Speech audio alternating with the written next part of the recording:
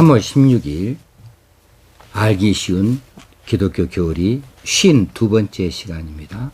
오늘은 교회론 5번째 시간으로 오늘의 주제는 교회의 권세입니다. 우리 주 예수 그리스도께서 교회를 창설하셨을 뿐만 아니라 그 교회에게 필요한 권세, 권위를 부여해 주셨습니다. 이것을 천국 열쇠다 이렇게 많이들 이야기하지요.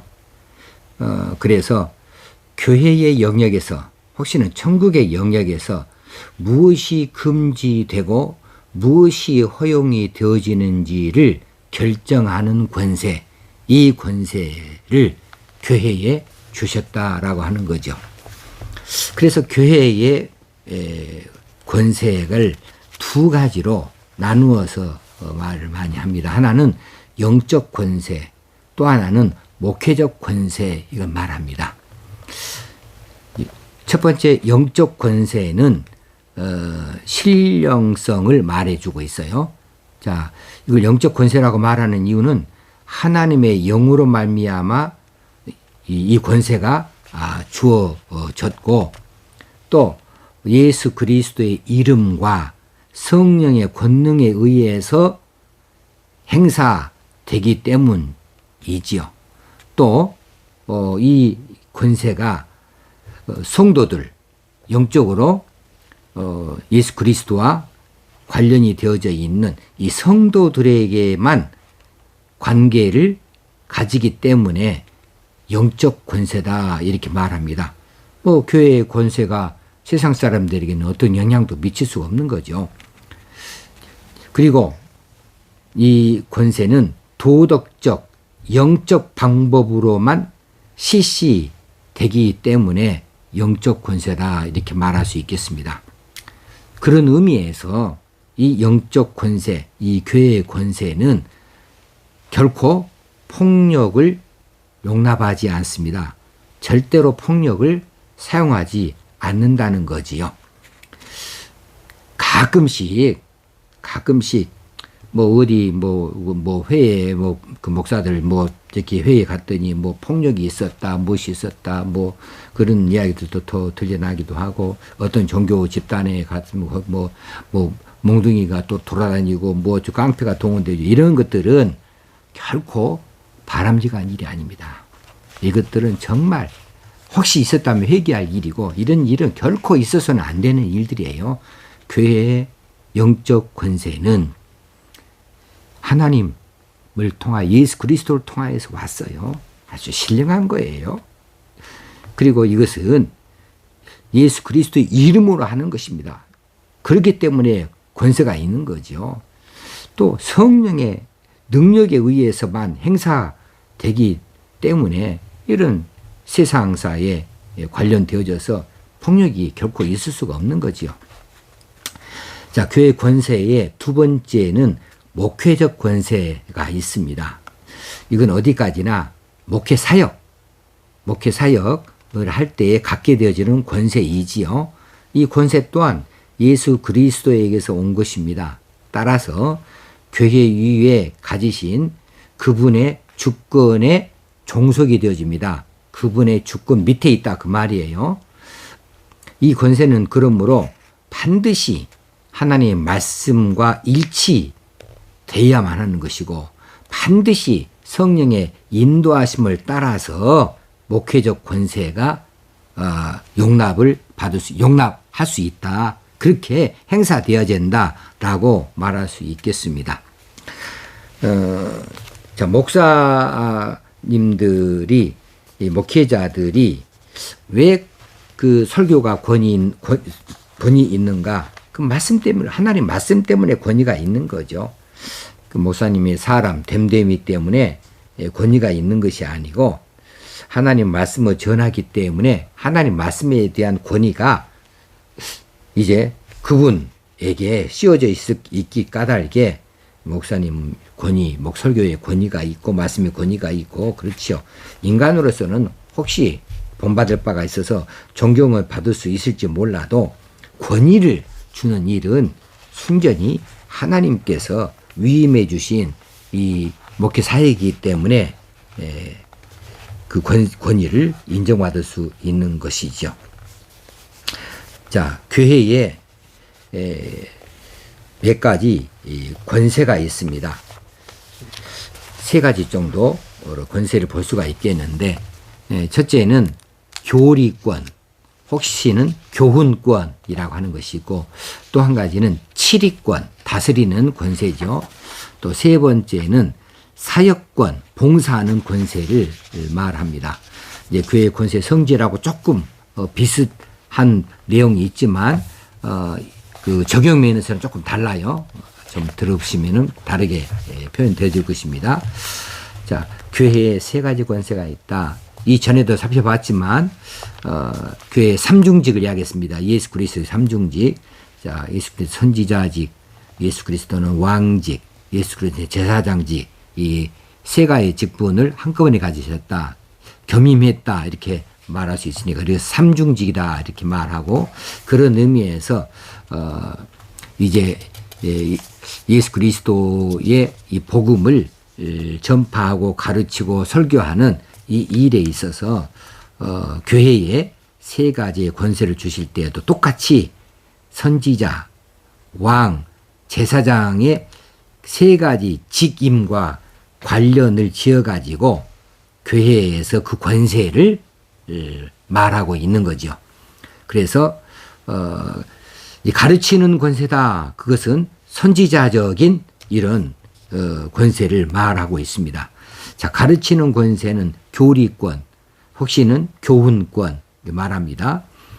예수 그리스도의 선지자 직분에 반영되어진 것으로서 진리의 수호와 전달을 목표로 하고 있습니다. 그래서 교회는 죄인들이 회개하도록, 또 성도들이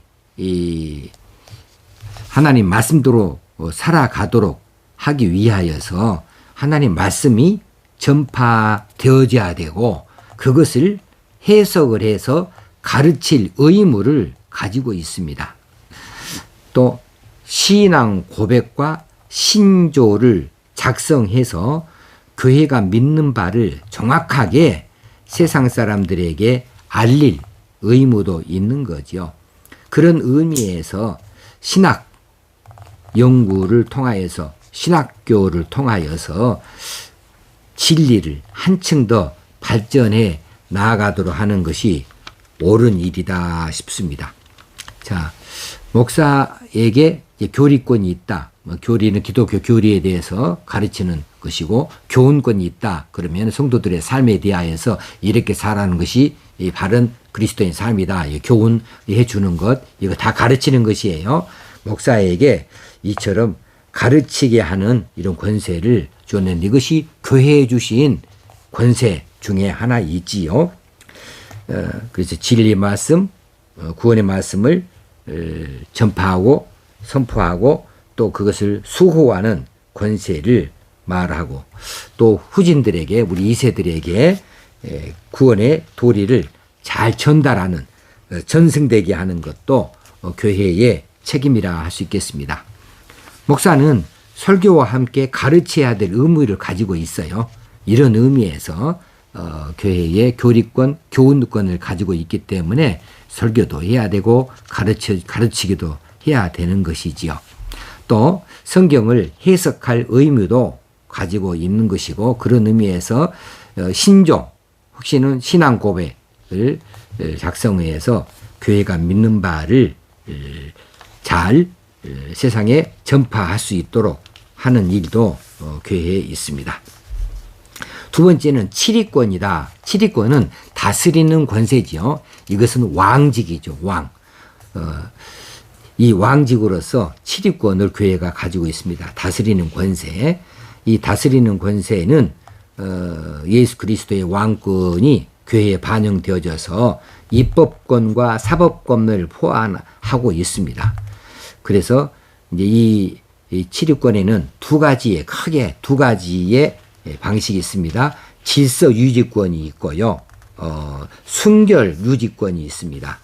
질서 유지권은 그리스도의 법을 합당하게 수행을 하고 유지하기 위해서 주어지는 권세죠. 그래서 예배 모범 또 교회 생활에 있어서 질서를 확립하기 위한 규칙을 세우는 거, 이거 다 질서 유지권입니다. 이 권세는 법을 적절하게 적용하기 위하여서 교회의 헌장, 혹시는 신조, 규칙 이런 것들을 제정, 입법한다고 말해요. 제정, 혹시는 그것들을 가지고 집행을 하는 사법권, 권징의 규칙을 정해서 권징을 시행하는 이런 일들이 다 질서 유지권에 포함되어질 수 있다 싶습니다. 순결 유지권도 있어요. 자, 순결하다 그런 말은 더럽혀지지 않는다는 거죠.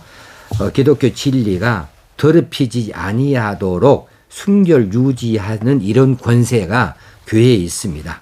이 권징이라고 하는데 이 권징은 당회가 이 권징을 하는 권한을 갖습니다. 그래서 왜 권징을 해야 되느냐 그러면 교회가 거룩을 유지하기 위해서는 이런 교회가 순결을 잃어버릴 수 있는 이단이 들어온다거나 잘못된 사상이 들어왔을 때 이것들을 막아내야 되고, 교회의 어떤 범죄가 들어오게 될 때에 이것을 잘라내서 더 이상 유행하지 아니하도록 해야 되는 거죠. 그래서 진리가 바르게 지켜지도록 하기 위해서 권징을 해야 되는 거죠. 쉽게 말하면 나무라고 친다면 나무에 썩은 가지가 있으면, 혹시는 말라버린 가지가 있으면 이거 쳐내야 돼요. 그렇지 않으면 이 살아있는 나무에 심각한 해를 끼치게 되기 때문에 이런 사법권을 가지고서 행사하는 것이죠. 이것을 교회 순결을 위하여서 권세를 가졌다 해서 순결권이다 이렇게 말하고 있습니다. 세 번째, 봉사권이 있습니다. 교회는 구제하는 일을 계속 해야 돼요.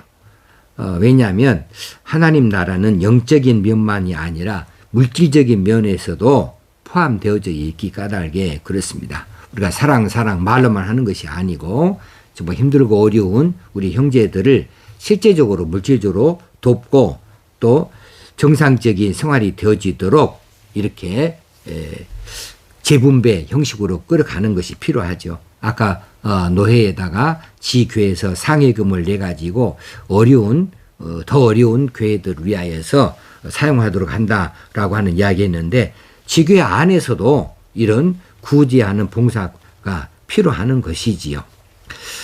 그런 의미에서 11조의 적절한 사용이 잘 되어져야 하겠습니다. 교회는 이런 구제하기 위하여서 집사라고 하는 직원을 뽑아서 구제하는 일, 회계 재정을 감당하는 일을 하도록 하는 것이죠. 단 이 일을 할 때에 도와주는 자와 도움받는 자가 은밀하게 일을 해야 됩니다. 그래서 도움받는 자가 떳떳하게 교회 생활을 할 수 있도록 그렇게 해야지, 뭐 조금 도와주고는 막 관계상에서 누구 어떻게 도왔다고 어느 기관이 했다고 이렇게 자꾸 떠벌리게 되면 그것이 도와주는 것이 아니라 오히려 창피를 주는 일이 되고 말 것이기 때문에 굉장히 신중하고 또 신중하게 해야 되고, 그런 일에 있어서 어떤 또 다른 사람들이 왜 나는 안 도와주냐, 누구는 돕고 왜 안 도와주느냐 이렇게 나서는 것은 합당치 않다 하는 생각이 들어집니다. 자, 교회에 몇 가지 권세가 있다. 그래서 교회 권세의 성질은 영적인 것이 있고 또 목회적인 것이 있다. 그다음 교회에 세 가지 권세가 있는데 이것을 그리스도의 선지직, 왕직, 제사장직과 관련하여서 말해보자고 한다면, 선지직으로서 교회는 가르치는 권세를 가졌다. 교리권, 교훈권을 가졌다. 그리고 왕직으로서 다스리는 권세를 교회가 가졌는데 이것은 치리권이다.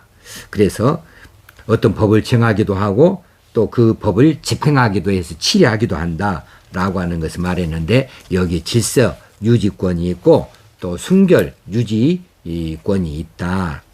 그리고 봉사권이 있다.